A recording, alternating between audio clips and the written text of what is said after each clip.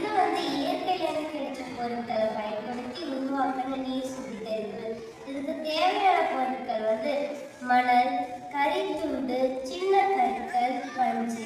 இந்த மணல் வந்து என்ன பண்ணுதுன்னா அந்த தண்ணியில இருக்கிற கற்களை வந்து சேர்த்து தக்க வச்சுக்குது. இந்த கரித்துண்டு வந்து அந்த தண்ணியோட வாசனைக்காகவும் டேஸ்டுக்காகவும் தண்ணியை மேம்படுத்துது. இந்த சின்ன கற்கள் வந்து அதுல இருக்கிற தூசியை தக்க வச்சுக்குது. இந்த பஞ்சு வந்து என்ன பண்ணுதுன்னா அந்த தண்ணியில இருக்க அழுக்க தக்க வச்சுட்டு நம்மளுக்கு நல்ல தண்ணீர் கொடுக்குது. இதை வந்து பழங்குடியின மக்களை பயன்படுத்தியிருக்காங்க, தண்ணியை வடிகட்டுறதுக்காக. இதால எந்த ஒரு இயற்கைக்கும் எந்த பாதிப்பும் வராது. இதை வந்து குறுகிய முதலீட்டில நம்ம முடிச்சிடலாம். இதுக்கு இயற்கையை இதை வந்து நம்ம தண்ணியே இல்லாத பட்சத்தில் நாம இதை வச்சு நம்ம நல்ல தண்ணியை உருவாக்கி குடிக்கலாம். இப்போ வந்து இதை நம்ம பரிசோதிச்சுக்கலாம்.